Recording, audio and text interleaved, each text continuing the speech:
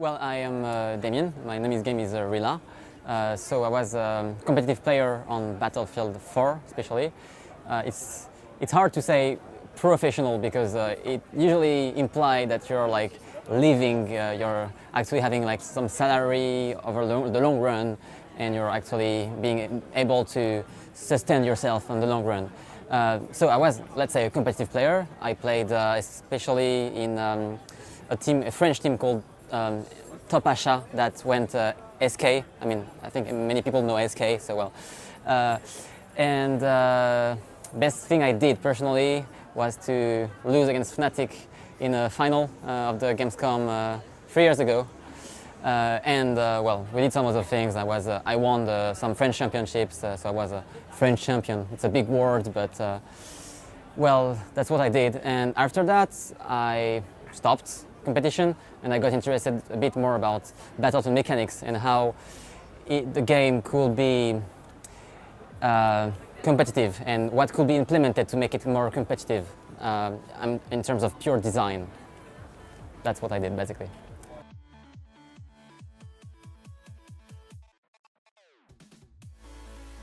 Yeah, it was obviously a bit late, even very late, because players, like competitive players, are like mercenaries usually. They go on a game, they're like, is this game good for competition? Are the mechanics good enough for me to shine? And will there be money or just the possibility to have scrims, like servers? And if during the first month you don't have these things, they just leave. They will go on Rainbow Six, they will go on Overwatch, but the game was already out a long time ago. They will go on another game, or just basically make things in real life also, because I guess some of them have a real life. And so yeah, it took them very long, because the scene, the Battlefield 4 scene, basically spread out, and many people, well, will not come back so fast. However, many of them are doing like a pause. They are not doing something very, like, they could be able to go back to a very competitive Battlefield. Yeah.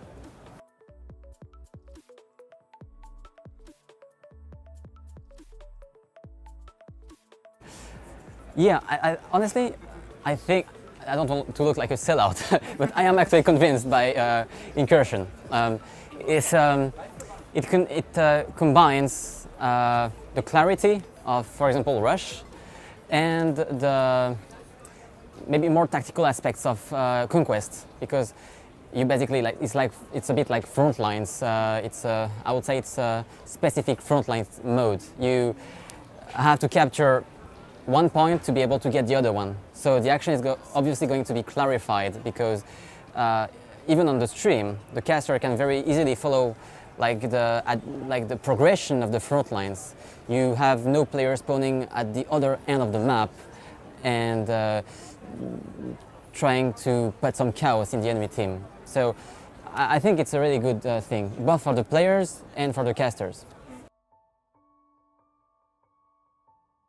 Well, in my personal case, I think I'm a bit old for that. Like, usually when you're a young player, you're like, it's okay, I can go full competitive, and even if my career fails, I'm still young enough. I have many years in front of me. I can just take back my studies or find a job later.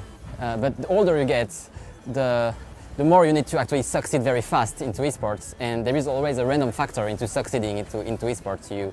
Sometimes you do everything you can, you network, you try to have as much skill as you can, but you will still fail. There is a random factor, basically. And the older you get, the more dangerous it gets, because you have no margin of error, if I make sense. So no, I think I will not come back, even though I wish I could.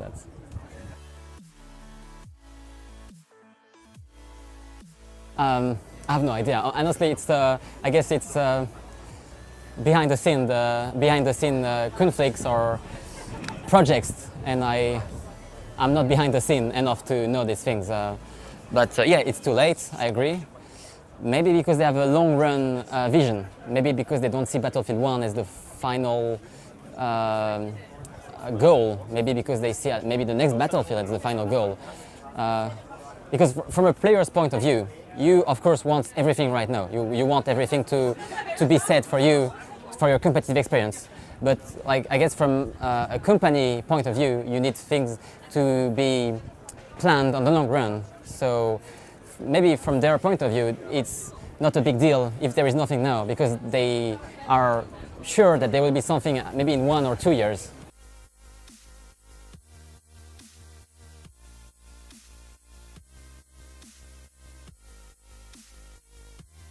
Obviously, like the gunplay is usually the core of the feeling of pleasure you have when you play. The gunplay is what makes a game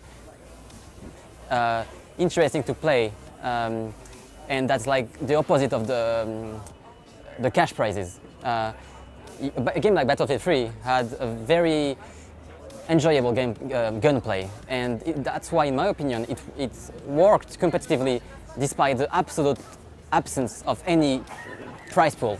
So yeah, I have a very like, if you see the Battlefield 1 gunplay, my opinion on this gunplay is that it's absolutely not stupid. There is a big theory behind this Battlefield 1 gunplay right now. However, from a personal point of view, I don't agree with this theory. I know what the designers were trying to do, but I think this is not the right vision. I think the Battlefield 3 vision of the game was way more interesting, and I regret they probably willingly decided to do something else. Yeah, well, I mean, you know why. Like you need like competitive players to be able to shine. If you want them to be legitimate. If you don't have like a skilled gunplay or a gunplay that allows like practically players to be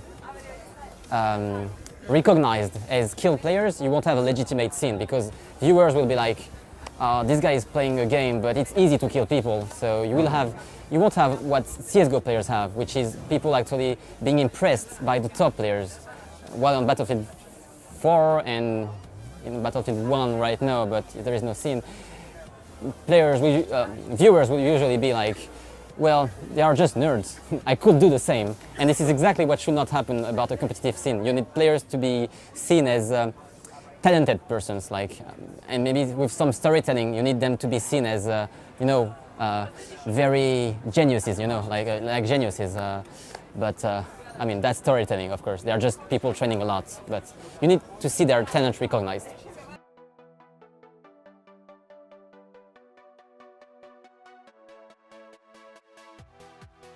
Yeah, that's the risk, exactly. The scene, like players have a limited time, so they are obviously going to try to go on other scenes if they see there is potential. Yeah, this is risk. However, like the core of Battlefield community that I know personally are willing to stay on Battlefield. Not always because they want to, but because sometimes they have no other opportunities.